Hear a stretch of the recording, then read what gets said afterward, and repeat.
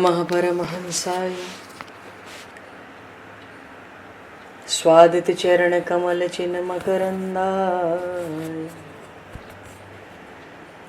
भक्तजन मानस निवासाय श्री रामचंद्राय नमः।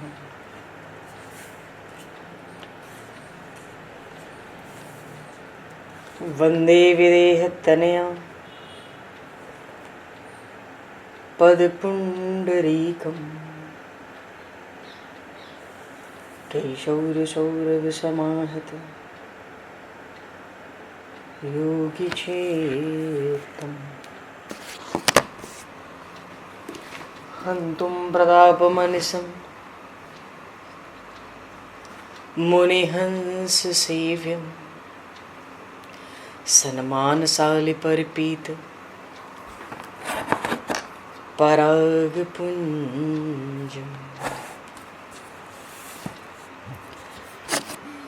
यत्र यत्र रघुनाथकीर्तनं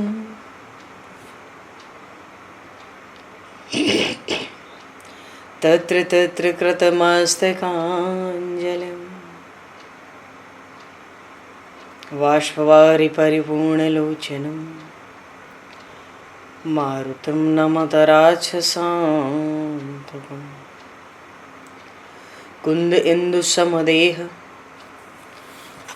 उमारमण करुणायन जाहि दीन परनेह करहु कृपा मर्दन मयन।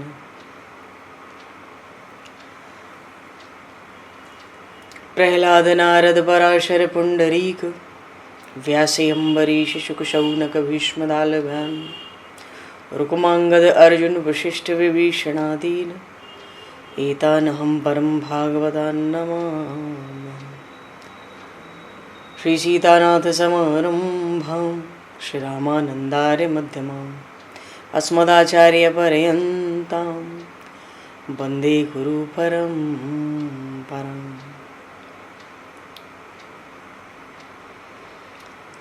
वर्णानामर्थ संज्ञानां रसानां छन्दसामपि मंगलानां च कर्तारो वन्दे वाणी विनायकौ।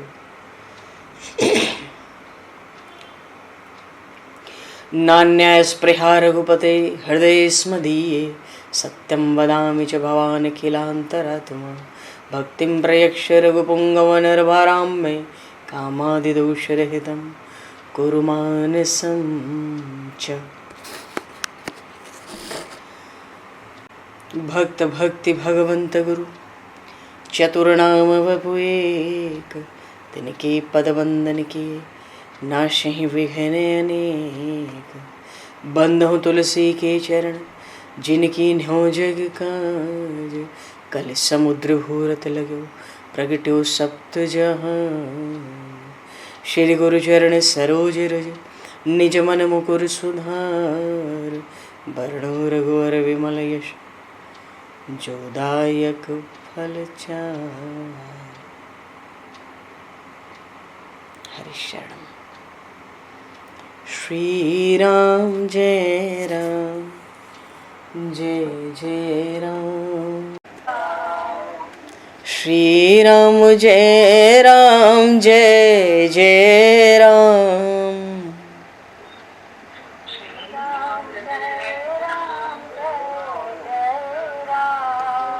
श्री राम जय राम जय जय राम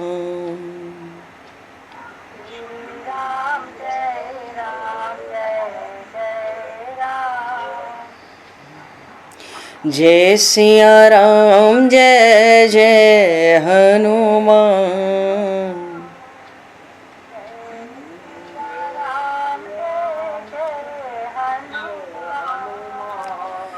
श्री गुरु रामानंद भगवान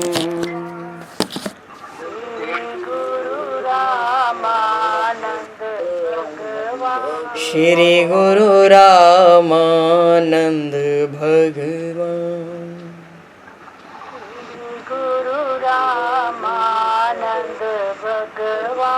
श्री राम जय राम जय जय राम।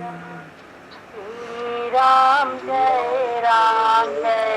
जय राम। जय सिया राम जय जय सिया राम। जय सिया राम जय जय सिया राम। जय सिया राम जय जय सिया राम। जय सिया राम जय जय सिया राम। बोली सियावर रामचंद्र भगवान की जय। संपूर्ण राम दरबार की जय। श्री अवध मिथिला धाम की जय। श्री बांके बिहारी लाल की जय। 84 कोस ब्रजमंडल धाम की जय। श्री रामचरितमानस जी महाराज की जय। श्रीमन्नाम महाराज की जय। श्री पंडरीनाथ भगवान की जय। कली पावन अवतार गोस्वामी तुलसीदास जी महाराज की जय। सब संतन की जय, सब भक्तन की जय, समस्त वैष्णवन की जय, समस्त पूर्वाचार्य चरणन की जय, समस्त संप्रदाचार्यन की जय। श्री सद्गुरुदेव भगवान की जय। गंगा मैया की जय, जमुना मैया की जय, सरजू मैया की जय, गौ माता की जय, तुलसी माता की जय, पृथ्वी माता की जय, एकाशी महारानी की जय।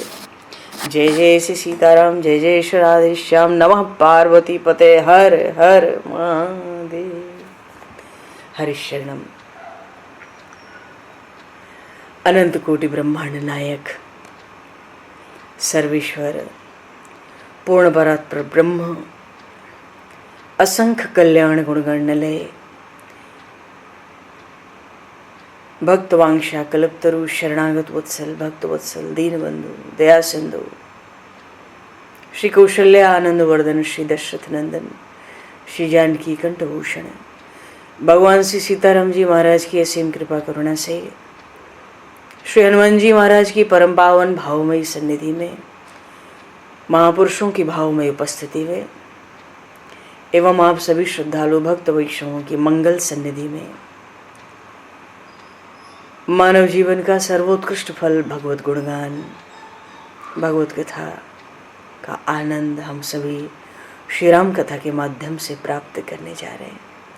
सर्वप्रथम आप सभी भक्त जनों के श्री चरणों में भगवत भाव से सादर वंदन सादर नमन। आप सभी को यथा योग्य जय सिया राम, जय जय श्री राधे हरि श्याम, जय श्री राम।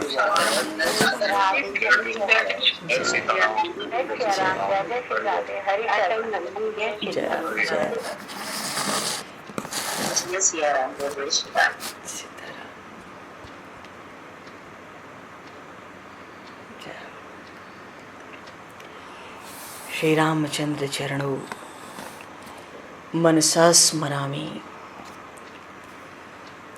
श्री रामचंद्र चरणों वचसा गृणामि। श्री रामचंद्र चरणों शिरसा नमामि। श्री रामचंद्र चरणों शरणं प्रपद्ये। माता रामो मत्पता रामचंद्रः, स्वामी रामो मत्सखा रामचंद्रः, सर्वस्वं मे रामचंद्रो दयालुर्, नान्यं जाने नैव जाने न जाने। मंगलम कौशलेन्द्रस्य महनीय गुणालये, चक्रवर्ती तनुजाय सार्वभौमाय मंगलम। रामं रामानुजं सीतां भरतं भरतानुजं, सुग्रीवं वायुसूनं च प्रणमामि पुनः पुनः। नमोस्तु रामाय सलक्ष्मणाय दिव्यै च तस्मै जनकात्मजाय। भगवान श्री राम ने सुग्रीव जी को युद्ध के लिए भेजा।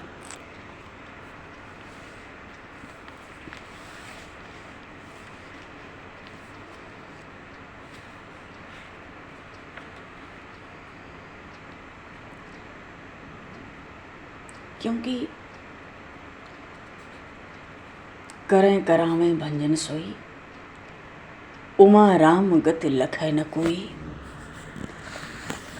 भगवान शिव भी माता पार्वती को कथा सुना रहे हैं, कह रहे हैं उमादार जोशित की नाई, सब ही नचावत राम को साई। सबको कठपुतली की तरह नचाते। प्रभु कब क्या करना चाहते हैं, उनके लीला चरित्रों के रहस्यों को कोई जान नहीं सकता।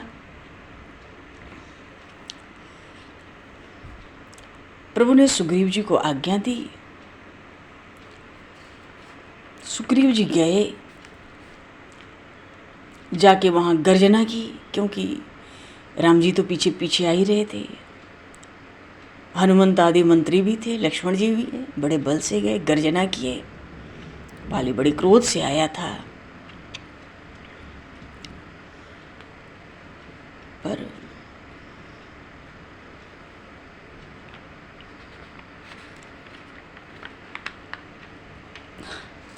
बाली तो बड़े अभिमान, वो तो बड़ा महाअभिमानी जीव था बाली। दोनों बड़े वज्र जैसे प्रहार हुए सुग्रीव पर, व्याकुल होके भगे।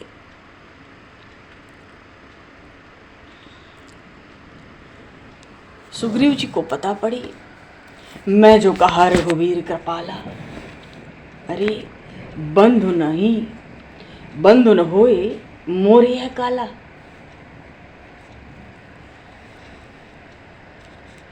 क्योंकि देख तो लिया था कि भाई धनुष पर बाण चढ़ गया है, सब साथ साथ आ रहे हैं, इसलिए बड़ा साहस था, गदा लेकर आए थे। और बाली ने तो बड़ी भारी चोट की, मानो प्रभु पे आक्रोश भी किया कि मैं तो आपके भरोसे गया था और इतनी आपने पिटाई लगवाई। प्रभु कहते हैं, एक रूप तुम भ्राता दो, ते भ्रमते नहीं मारे वो सोई। कर परसा सुग्रीव शरीरा, तनु भाकुलस गई सब पीरा। प्रभु कहते हैं सुग्रीव जी से कि भाई सुग्रीव, तुमने तो ये बतलाया नहीं था कि रंग रूप में, आकार में, यहाँ तक कि वेश में तुम दोनों भाई तो सर्वथा एक ही जैसे हो। प्रभु कहते हैं, मैं तो समझता था कि बाली आकार में तुमसे बहुत बड़ा होगा, तुमसे अधिक पुष्ट होगा, और वानर राज है किष्किंधा का तो भूषण मुकुट सब धारण करता होगा। लेकिन जब तुम दोनों भाई भिड़े, पहचानना कठिन हो गया कि दोनों में कौन बाली है और कौन सुग्रीव। सखा, मैं बाण छोड़ देता और कहीं भूल से वो मेरे मित्र को लग जाता। तुम तो जानते हो राम का बाण व्यर्थ नहीं जाता, भूल मेरी है, मुझे पहले तुमसे बाली की पहचान पूछ लेनी चाहिए थी।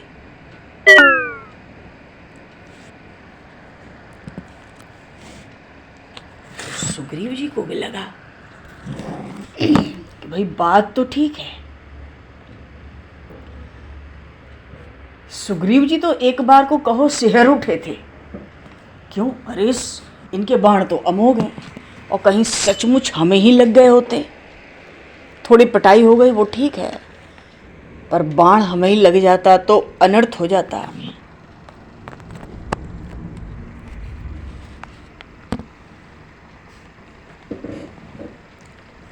दुख कम हो गया, थोड़ा जो चोट आई थी उसका दुख कम हो गया। बोलते हैं प्रभु से कि मित्र, पहचान तो कुछ भी नहीं है, बाली का आकार, रूप, केश, वेश, चलना बोलना, वो सारा ढंग मेरे जैसा है, और वो मुकुट आदि श्रृंगार और आभूषण कभी पहनता ही नहीं।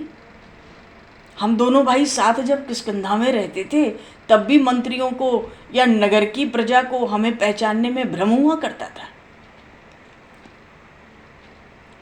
भगवान ने कहा, मेली कंठ सुमन के माला, पठवा पुनि बल देई विशाला। अभी तो अपने कर कमल से स्पर्श कर दिया तो वज्र जैसा शरीर हो गया था सुग्रीव जी का। प्रभु का मुख देखते रह गए, भाई इनका स्पर्श भी बड़ा चमत्कारिक है। लक्ष्मण जी से प्रभु ने कहा, सुग्रीव को चिन्हित करो, कुछ इनकी पहचान होनी चाहिए द्वंद्व युद्ध के समय। और चिन्हित करने के लिए प्रभु ने संकेत भी कर दिया कि देखो ये ऋष्यमुख पर्वत की जो तलहटी है, इसमें गज पुष्पी लता है, वो गज पुष्प ले आओ। तो उस लता के रेशे में ही पिरोकर पुष्पों का एक हार, एक माला लक्ष्मण जी महाराज ने बना दी और सुग्रीव जी के कंठ में वो माला पड़ी। अच्छा, ये गज पुष्पी की जो माला होती है ये बड़ी विचित्र होती है। इसके पुष्प कैसे होते? जब सुग्रीव जी ने वो पुष्पों का हार पहना, मेली कंठ सुमन के माला, तो ऐसा लगता था उसके फूल ऐसे थे मानो खिलौने के छोटे छोटे हाथी हों, छोटे छोटे गज, उनको कंठ में पहना लिया। भगवान ने सुग्रीव जी से कहा अब कोई भ्रम नहीं होगा, अब एक बार फिर तुम जाकर बाली को पुकारो और इस बार की तुम्हारी पुकार उसके लिए मरण की पुकार होगी, मरण की पुकार बनेगी। कदाचित बाली भी यदि कोई पुष्पों का हार धारण करके आ ही जाए तो पर्वत के इस निचले भाग में उत्पन्न होने वाली ये अत्यंत दुर्लभ लता है, गजपुष्पी लता, किसी भी स्थिति में बाली को मिलने वाली नहीं है और बाली पुष्पों का हार धारण करने का व्यसनी नहीं है। और ये गज पुष्प के ये जो गज पुष्प होते हैं ये इतने बड़े बड़े होते हैं, हाथी के आकार जैसे, बड़े बेढंगे, इनमें सुगंध नाम की तो कोई चीज़ होती नहीं, इसको कौन धारण करे। अब सुग्रीव जी को बाली जी के समान दिखने का कोई भय भी नहीं रहा। सुग्रीव जी के साथ प्रभु श्री राम लखनलाल जी महाराज के साथ और हनुमान आदि के साथ आगे तक आए। आगे वृक्षों का एक सघन झुरमुट कह लें, ऐसा कुछ था। उस स्थान पर सुग्रीव जी ने हाथ जोड़कर मस्तक झुकाया। प्रभु राम ने पूछा ये किसका उद्यान है, किसका बगीचा है, यहाँ क्यों मस्तक झुकाते हो, किसको प्रणाम करते हो? मुझे तो केवल वृक्ष वृक्ष दिखते हैं। सुग्रीव जी ने कहा प्रभु यहाँ एक मुनि तपस्या करते हैं, उनका नाम है सप्तजन। वो पूरा जल में डूबे रहते हैं, 7 दिन के बाद बाहर निकलते हैं, कुछ आहार ग्रहण करते हैं, फिर जल में डूबकर तपस्या करते हैं। सिर के ऊपर तक जल रहता है, सो वो दिखते नहीं है। इस जलाशय के भीतर वो ही तपस्या कर रहे हैं, उन्हीं को प्रणाम कर रहा हूं। अभी भी जलाशय में होंगे। अच्छा, प्रभु ने भी भाई के साथ हाथ जोड़कर उन मुनि के निमित्त मस्तक झुकाया। सुग्रीव जी से कहा देखो मैं यहीं खड़ा हूं, तुम बाली के सामने जाओ और मैदान में युद्ध करने के लिए उसको पुकारो, बाहर बुलाओ। सुग्रीव जी तो डरे थे, पिछली बार पिटाई होकर लौट आए थे। चलते चलते प्रभु से कहा देखो आपके द्वारा ये जो अर्पित की हुई ये माला मेरे कंठ में है, इस चिन्ह को स्मरण रखना, इस बार वो मुझे नहीं तो छोड़ेगा नहीं, मार ही डालेगा। बड़े आतुर हो रहे थे सुग्रीव जी। राम जी से कहते हैं चलते चलते देखो आप विलंब मत करना, बिल्कुल विलंब मत करना, उसके सामने तो 2 क्षण खड़े रहना बहुत बड़ी बात होती है।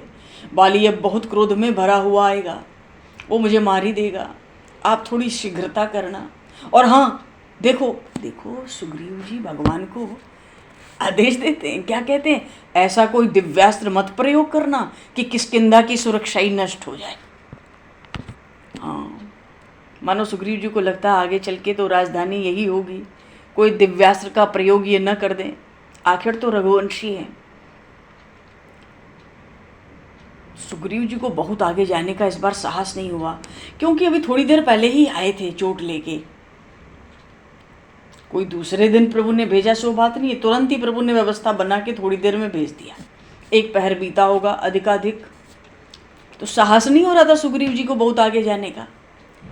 थोड़ी दूर आगे गए, प्रभु श्री राम जहाँ थे वृक्षों की ओट में थोड़ी दूर आगे गए, वहीं से जाके गर्जना करने लगे, बाली को पुकारे, मैं सुग्रीव पुनः युद्ध मांगता हूँ, मैं सुग्रीव पुनः युद्ध मांगता हूँ, युद्ध करो। बाली ने सोचा अभी तो मैं अपने घर में अंतःपुर में राजभवन के भीतर बाल भोग करने ही बैठा हूं, ये इतनी शीघ्र भूल गया अपनी पिटाई। जो भी हो, सुग्रीव की ललकार सुनी को तो बाली तो क्रोध से कांपता हुआ उठ खड़ा हुआ, बाल भोग छोड़ के बाद में खाएंगे। अब की बार तारा जी ने बाली को समझाया,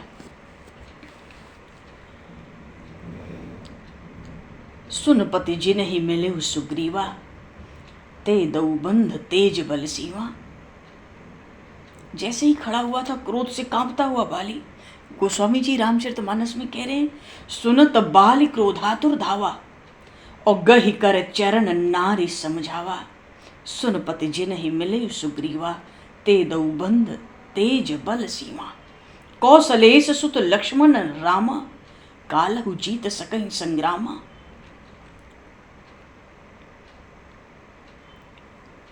बाली की स्त्री तारा ने उनके चरण पकड़ के बड़ा आग्रह किया कि सुग्रीव इस समय शरणागत हैं। श्री राम लक्ष्मण अयोध्या नरेश महाराज दशरथ के पुत्र हैं। आजकल सुग्रीव की मित्रता इन दोनों से हुई है। ये दोनों तेज और बल की सीमा है। इनका तेज असहनीय है, इनके बल की कोई पराकाष्ठा है नहीं। एक बार को युद्ध हो, संग्राम हो तो काल को भी जीत लें, मानो ये काल के भी महाकाल हैं।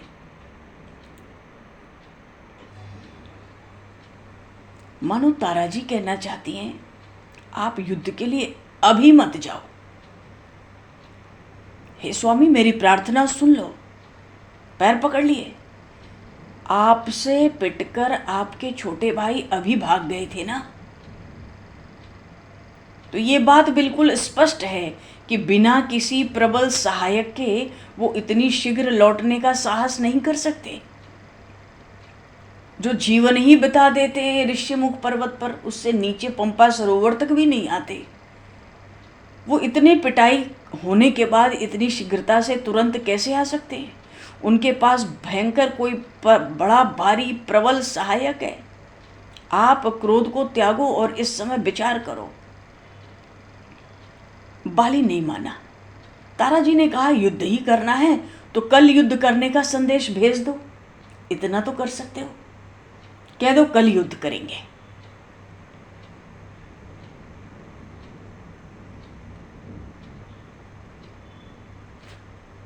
क्योंकि ये सुग्रीव जो तुरंत ही पिटाई के बाद लौट आया, ये बहुत भारी शंका का कारण मालूम पड़ता है। बाली ने गर्जना की। गर्जना करके कहता है, तारा जी से कहता है, मैं उसके प्रबल सहायक के साथ उसको आज मार दूंगा। क्योंकि शत्रु की ललकार सहन करना बाली के स्वभाव में था नहीं। तारा जी ने कहा, देखो, शत्रु को निर्बल मानना समझदारी नहीं होती है। ध्यान से सुनो। इस बार सुग्रीव के स्वर में जो अहम है, जो विश्वास है बढ़ा हुआ, वो प्रकट करता है कि वो बड़े सहायक के बिना नहीं आया है। आप तो जानते ही हैं कि ये सुग्रीव जन्म से ही बहुत चतुर है। यदि किसी प्रबल सहायक को साथ लाया भी होगा आपके साथ युद्ध करने के लिए, तो उसके भी पराक्रम की ये परीक्षा करके लाया होगा। ये बहुत चतुर है, किसी के भरोसे आया है। सुग्रीव ऐसे नहीं आ सकता। बाली नहीं मानता। अब तारा जी ने बिल्कुल स्पष्ट कहा, अंगद को गुप्तचर के द्वारा संवाद मिला है कि सुग्रीव ने दशरथ नंदन श्री राम से मित्रता कर ली है और उन श्री राम ने आपके वध की प्रतिज्ञा कर ली है, क्योंकि वे साधु और आर्त जनों के, दुखी जनों के आश्रय हैं। मैं सत्य कहती हूँ, सारे सद्गुण उन श्री राम में निवास करते हैं। अरे वो सबकी परम गति हैं। तो उन कबंध को मारने वाले से विरोध मत करो। क्यों? उनका पराक्रम असीम है, अप्रमेय। वो दुर्जय हैं, उनको कोई जीत नहीं सकता। मैं तो कहती हूँ, मेरी बात मानो, चाहे इस बात की भिक्षा ही दो मुझे। सुग्रीव को बुलाकर आप युवराज बना लें। देखो कितनी बुद्धिमान है तारा जी। पहले बाली को चरण पकड़ के तरह तरह से समझा कर रोका किसी भी स्थिति में वो नहीं रुकता, गर्जना करता। फिर ये भी बता दिया, अंगद ने खबर दी है, वो श्री राम अजय हैं, इसलिए कहती हूँ सुग्रीव को बुलाकर आप युवराज बना लें। राजनीति तो ताराजी ने की थी, साम दाम दंड भेद, पर बाली समझ नहीं सका। या यूं कह ले, बाली समझता भी हो तो हो सकता है रावण की तरह उसने भी विचार किया हो कि कभी न कभी तो अपनी भी मृत्यु होनी ही है। मृत्यु तो सबके लिए अनिवार्य है, तो इससे बढ़िया अवसर क्या होगा। यदि अगर अंगद के पास सूचना है तो संभावना है कि बाली के पास भी ये सूचना जरूर आई होगी। बाली भी हो सकता है, संभावना है कि सोचता हो कि इन्हीं श्री राम की सहायता से ये युद्ध की पुकार करता है, मुझे ललकारता है, तो चलो इन श्री राम के बाण से मरें तो अपना जो कर्म है वो निपट तो जाए। ये तो सबके आश्रय हैं। पर ताराजी समझाती हैं बाली को, सुग्रीव को बुला लो, युद्ध मत करो आज, और उसको प्रेम से युवराज बना दो। क्यों? अब सुग्रीव दुर्बल नहीं है, अब वो ऋषिमुख पर नहीं रहेंगे। देखो वो बार बार आते हैं। अब सुग्रीव दुर्बल नहीं है, इस बात को आप समझो। और आपके छोटे भाई भी हैं तो आपके प्रेम के स्नेह के पात्र तो हैं ही। उनको अपना लो आज, और उन श्री राम की जो उदारता है, उनकी जो प्रसन्नता है उसको प्राप्त कर लो। ताराजी ने प्रार्थना की कि छोटे भाई को कुछ देकर समीप रख लेने में आपकी आज शोभा होगी। ताराजी ने यहां तक कहा बाली से कि अब दूसरा मार्ग है नहीं, इसको छोड़कर मैं आपके चरणों में ये भिक्षा मांगती हूं, आप मुझ पर प्रसन्न हो, मुझे अपना शुभ चिंतक ही मानते हो तो क्रोध त्याग दो। मैं अच्छी बात कहती हूं, राम से विरोध मत करो। सुग्रीव को राम का आश्रय है।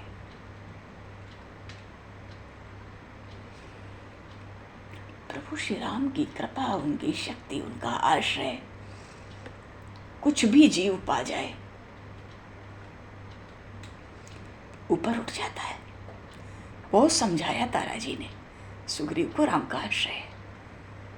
बाली कहता है, कह बाली सुन भीर प्रिय समदर्शी रघुनाथ, जो कदाची मोहि मारी है तो पुनि हूं सनाथ। पहली बात तो तू मुझे डरा मत, और इस तरह से कह के तू मेरे शौर्य का, बल का अपमान मत कर। तू अंतःपुर के भीतर जा। मानो बाली ने ताराजी को डांट लगा दी। बाली कहता है, श्री राम धर्मज्ञ हैं। ये है भगवान की भक्त वत्सलता।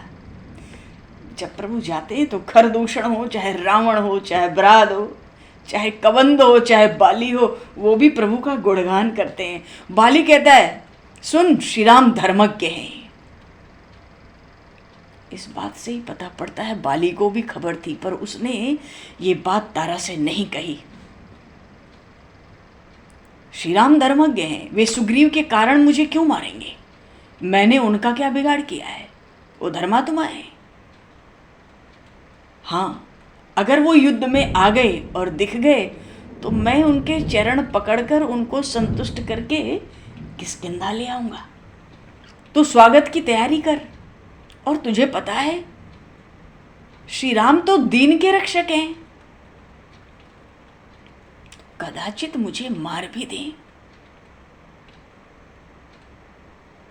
तुम्हारी शंका सत्य भी हो तो भी बाली कभी न कभी तो एक दिन मरेगा, और फिर इससे अधिक उत्तम मृत्यु का अवसर क्या मुझे फिर मिलेगा? तू चिंता मत कर, मैं सुग्रीव को मारूंगा नहीं आज, केवल उसके गर्व को नष्ट कर दूंगा।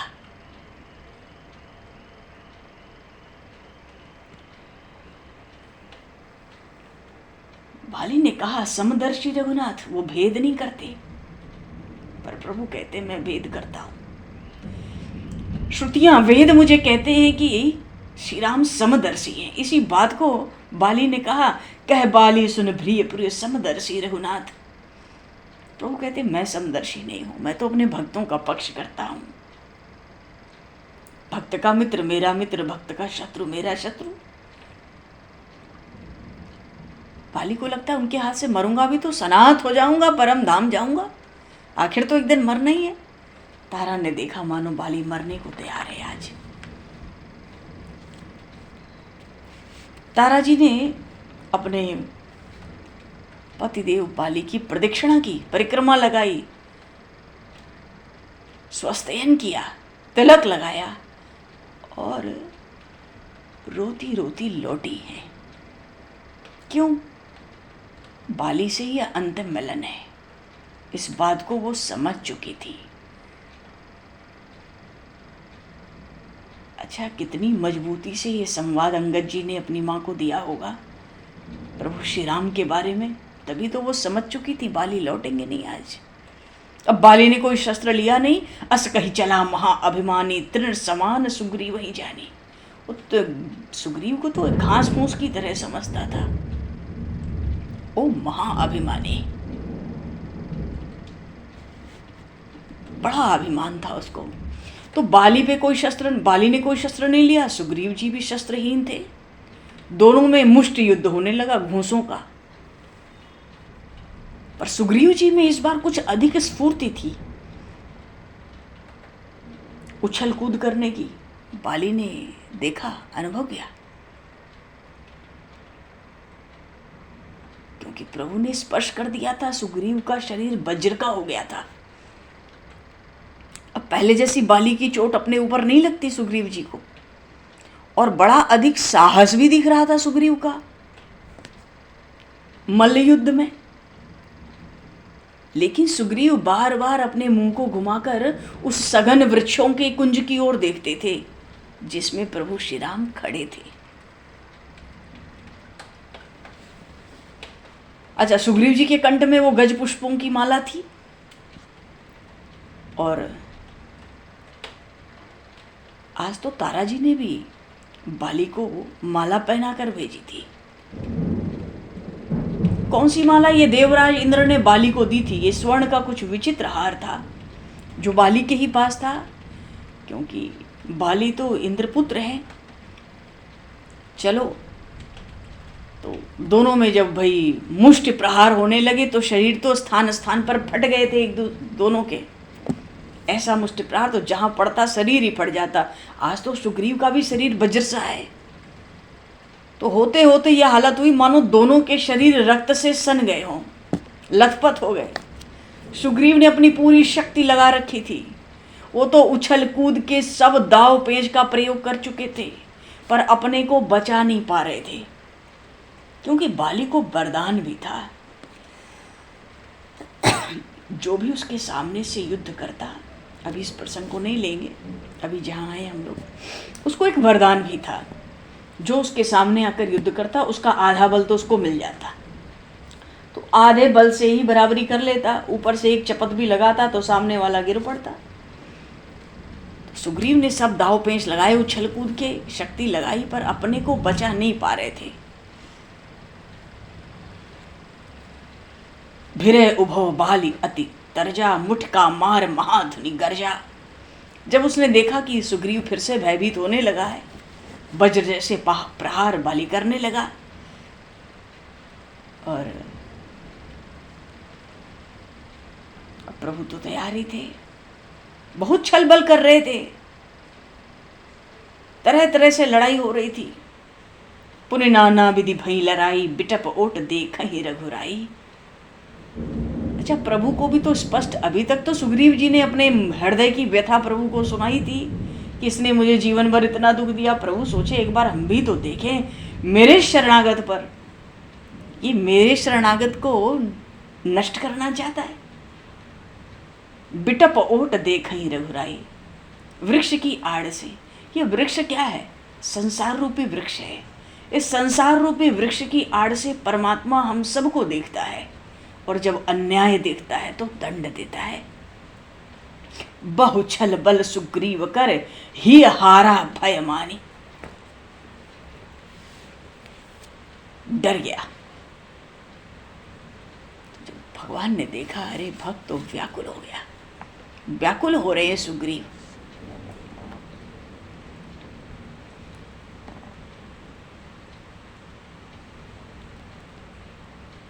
पीछे कुंज की ओर देखते हैं और जैसे ही देखा प्रभु श्री राम दिखे और धनुष वो जा तो खींच रखी थी प्रभु ने अपने कान तक, और धनुष से बाण छूटा।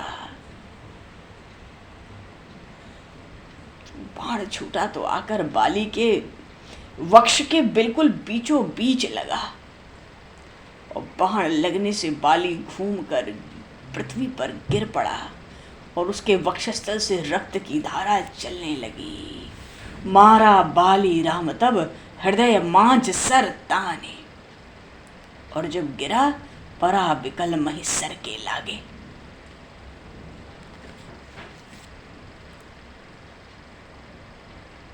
पुनि उठ बैठ देखी प्रभु आगे। बाली के गिरते ही भगवान श्री राम उस कुंज से बाहर निकलकर बाली के सामने आए, पास आ गए। लक्ष्मण जी उनके पीछे आए।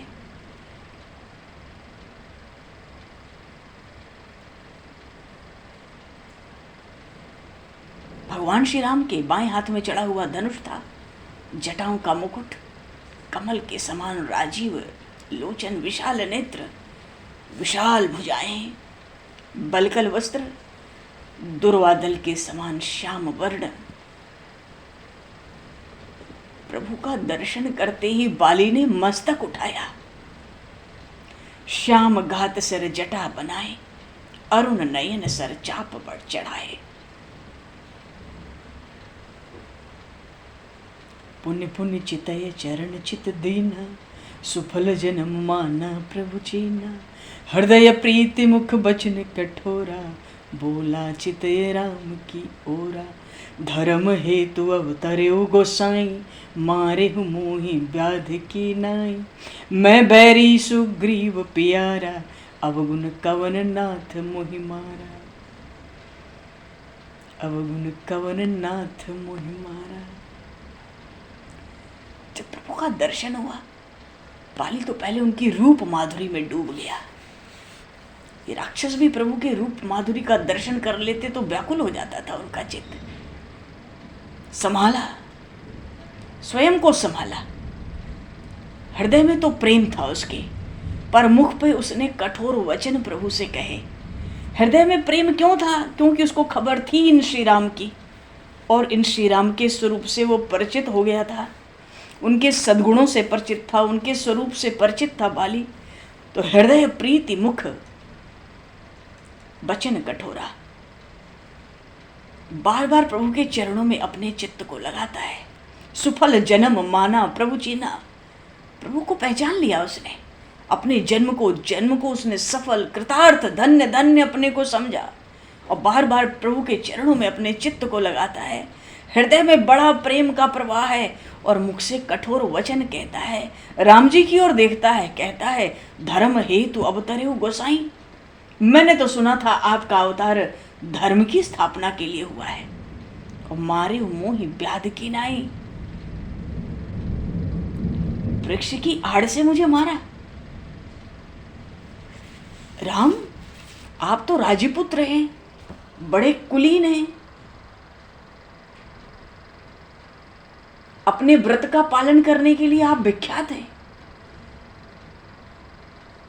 मैं तो किसी दूसरे से युद्ध कर रहा था, मुझे मारकर आपको क्या मिला? अच्छा, बाली की वाणी तनिक भी शिथिल थोड़ी पड़ी है, पूरी तेजस्विता के साथ बोल रहा है। क्या कहता है बाली? अरे मैंने तो सुना था कि राम में शम है, दम है, धृति भी है, पराक्रम है, सब सद्गुण है। आपके सद्गुणों पर विश्वास करके तारा के मना करने पर भी मैं सुग्रीव से लड़ने आ गया। मुझे पता नहीं था कि आपकी धर्म बुद्धि मर चुकी है। आप तो केवल धर्मात्मा का वेश धारण किए हैं। मैंने तो आपके देश में कोई उत्पात नहीं किया था। अरे राजा लोग युद्ध करते हैं केवल 3 परिस्थिति में, या तो वो पृथ्वी के लिए, राज्य को बढ़ाने के लिए युद्ध करते हैं, या तो वो स्त्री के लिए युद्ध करते हैं, या धर्म के लिए लड़ते हैं। मैं तो वन में रहने वाला पशु हूं, तो मेरे ऊपर आपने प्रहार क्यों किया?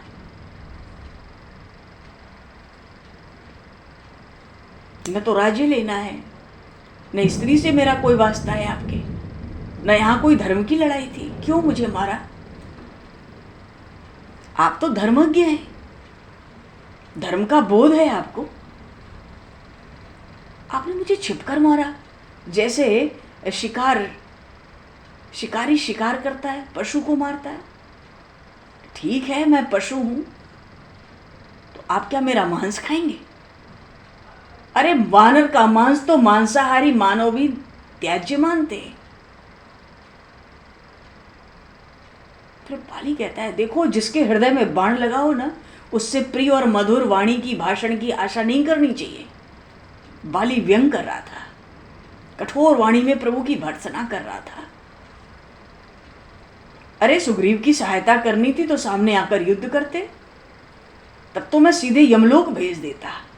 देखो बाली कैसे कैसे बोलता है, बाली कम चतुर नहीं है। सामने युद्ध करते तो मैं यमलोक भेज देता। और सुग्रीव से मित्रता क्यों की तुमने? तुम्हें श्री जानकी को पाना था तो किष्किंधा आने से किसने रोका था? आते मुझसे कहते, मैं लंका जाता, गला घोंटकर रावण को मार देता, श्री जानकी को लाके तुम्हें दे देता। मेरे मरने पर सुग्रीव को राज्य मिलेगा, किंतु आपने मुझे अधर्म पूर्वक मारा है। बहुत बोलने लगा बाली। धर्म हेतु अवतरे गोसाई, मारे मोहि प्याद की नाई, मैं बैरी सुग्रीव प्यारा, अवगुण कवन नाथ मोहि मारा। बहुत रक्त निकल गया था बाली का वक्षस्थल से। बाली का कंठ धीरे धीरे सूखने लगा था, उसकी वाणी विराम की ओर जा रही थी। प्रभु श्री राम ने बाली से कहा, जब प्रभु ने देखा भी और नहीं कुछ बोलना चाहता, जो बोलना था इसने बोल लिया। प्रभु ने कहा, बाली तुमने गुरु या वृद्धों की सेवा नहीं की है, इसलिए तुम्हारी बाल बुद्धि गई नहीं, तुम्हारी बुद्धि तो बच्चों जैसी है, तुम धर्म को जानते ही नहीं। बाली इस समय समस्त पृथ्वी के शासक, इक्ष्वाकु वंशीय, नीतिज्ञ, सत्य पराक्रम भरत है। वे भरत धर्म वत्सल हैं।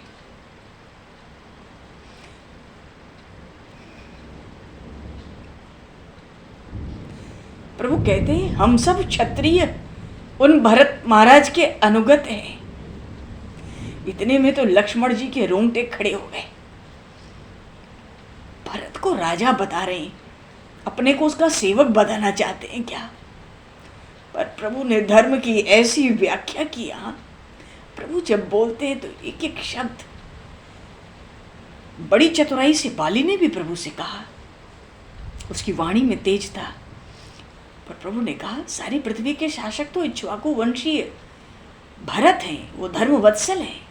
हम सब क्षत्रिय हैं, उनके अनुगामी हैं। धर्म भ्रष्ट को दंड देना राजा का कर्तव्य है। मैं राजा का प्रतिनिधि हूं, मुझे भी ये कर्तव्य पूरा करना चाहिए। आवश्यक थोड़ी होता है कि अपराधी को दंड देने के लिए राजा या राजा के प्रतिनिधि उसके सामने आ जाएं। और सामने जाकर राजा और प्रतिनिधि युद्ध नहीं किया करते छोटे छोटे दंड देने के लिए। बाली ने कहा, अच्छा तो मैं अपराधी हूं, मुझे दंड देना था तो सीधे प्राणदंड दिया। बाली ने व्यंग किया प्रभु पे। बाली कहता है, हे न्यायमूर्ति, मेरा अपराध क्या है बताओ।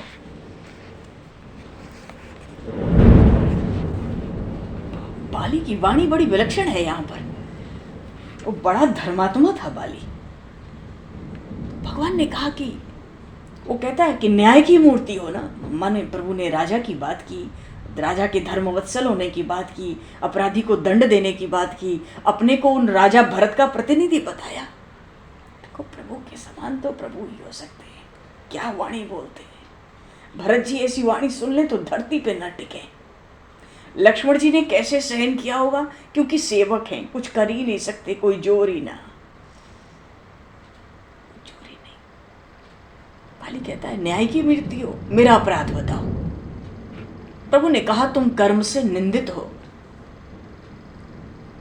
जो 5 कलेश होते हैं अविद्या के, अज्ञान के, वो सब तुम में हैं।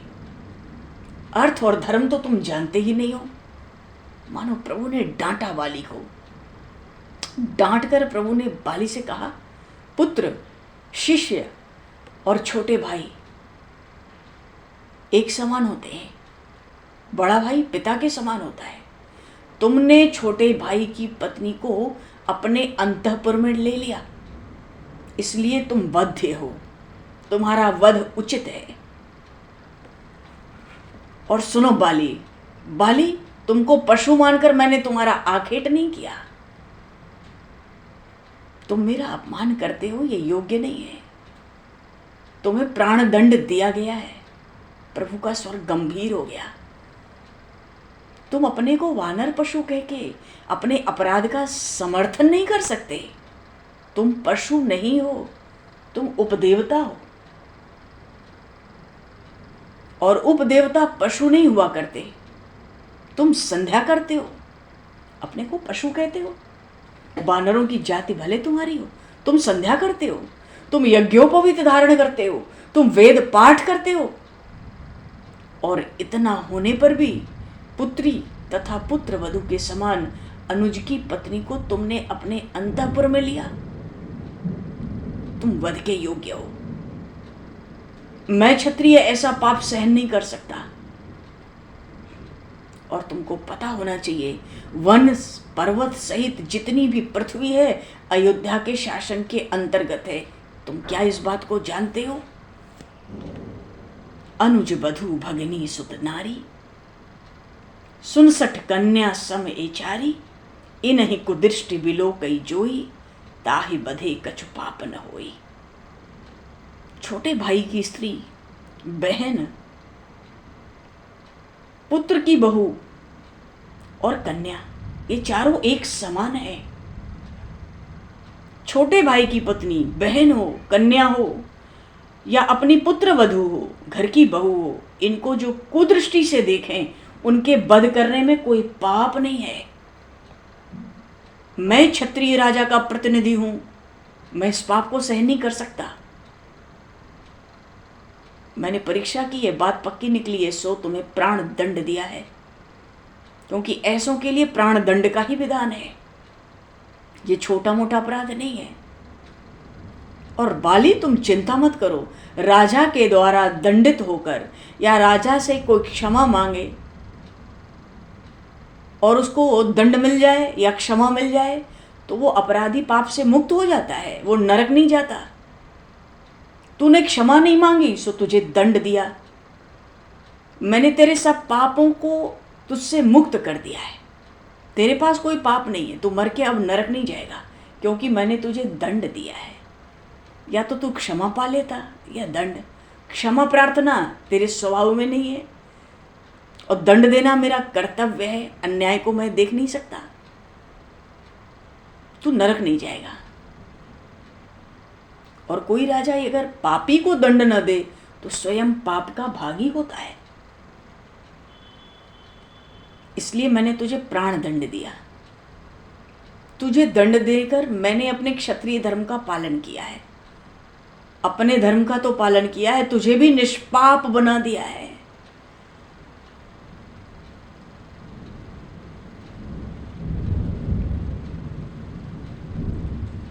और प्रभु कहते हैं, बाली ने कहा था ना, अरे तुम्हें श्री जानकी की प्राप्ति करनी थी, हमसे मित्रता कर लेते। प्रभु ने भी कहा, बड़े गंभीर हो गए। प्रभु ने इस बात का भी उसको उत्तर दिया, अपनी भार्या को तो मैं अपने पराक्रम से प्राप्त करूंगा।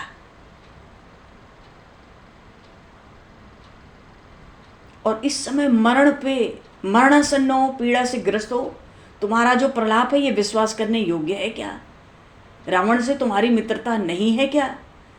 तुम स्वस्थ होते, इस समय किष्किंधा के राजा होते, तो तुम अपनी मित्रता का निर्वाह नहीं करते क्या? तुम अपने मित्र रावण के विरुद्ध मेरी सहायता करते। और तुम्हारी बात मैं मान भी लूं कि तुम मेरी सहायता करते सुग्रीव की जगह, तो भी तो तुम्हारे मित्रता का धर्म नष्ट हो जाता जो तुमने रावण के साथ कर रखी है।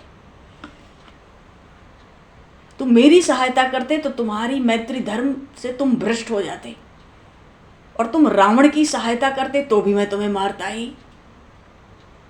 और वैसे भी ये राम अपने छोटे भाई की स्त्री के अपहरणकर्ता को अपना मित्र कभी नहीं बना सकता। ऐसी आशा तुम मुझ राम से करते हो।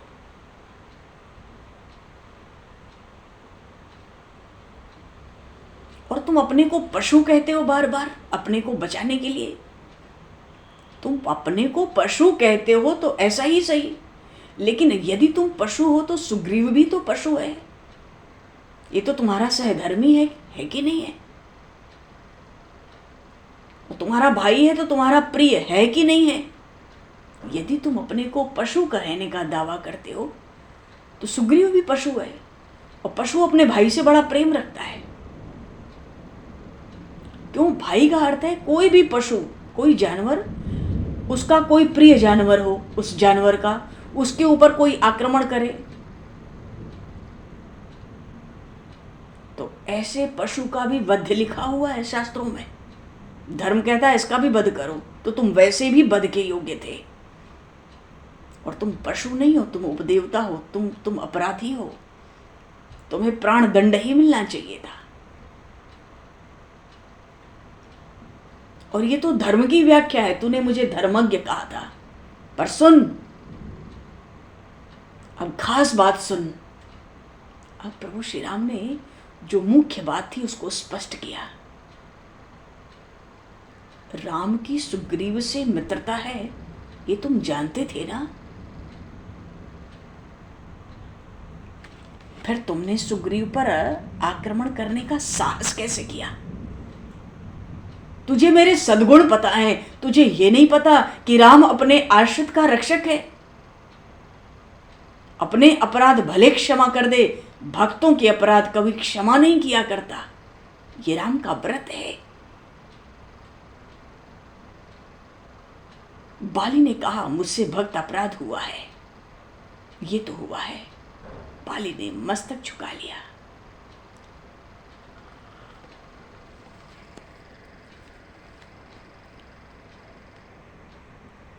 हरिशरण प्रसंग में तो बहुत कुछ सुंदर अभी है।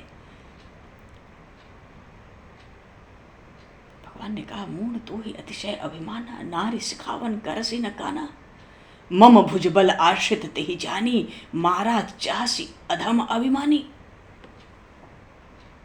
अभी तो बाली को बहुत फटकार लगनी है। सुनहु राम स्वामी सन चलन चातुरी मोर, प्रभु अजहू मैं पापी अंतकाल गति तोर।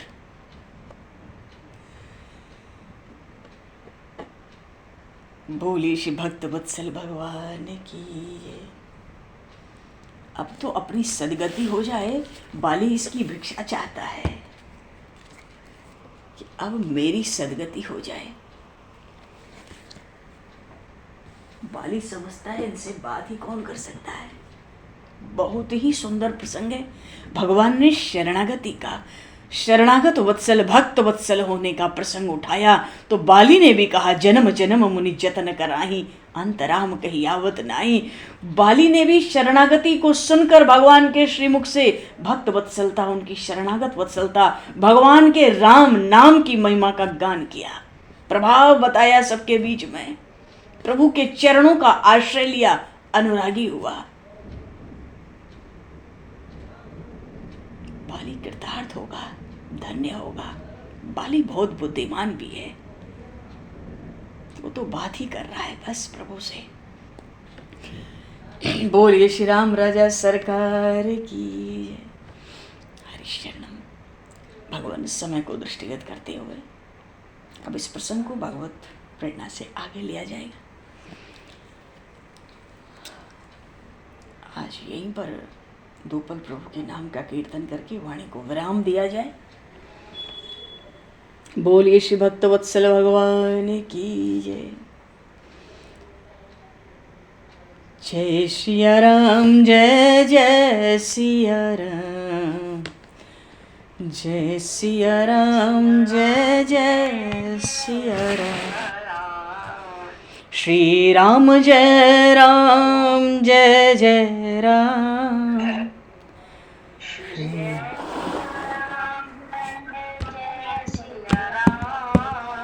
श्री राम जय राम, जय जय राम। श्री राम जय राम, जय जय राम। श्री राम जय राम, जय जय राम। श्री राम जय राम, जय। बोलिए सियावर रामचंद्र भगवान की जय। समय को दृष्टिगत करते हुए आज यहीं पर वाणी को विराम। वाक्य पुष्पांजलि प्रभु के श्री चरणों में सादर समर्पित। देखो जी, समय अब दिन थोड़े छोटे हो रहे हैं, तो मेरा प्रयास है कि अब कल से और 5 मिनट पहले कथा को, हमारी वाणी को विश्राम हो जाए, जिससे भजन गाने का समय भी, कीर्तन करने का भी समय, अवसर सबको ठीक से प्राप्त हो। दिन छोटे हो रहे हैं, अब संध्या आरती का भी समय होता है यही। अच्छा भगवान, बोलिए श्री भक्तवत्सल भगवान की जय। आप सभी को यथा योग्य जय सिया राम, जय जय श्री राधे, हरि शरणम, जय श्री राम जी, जय।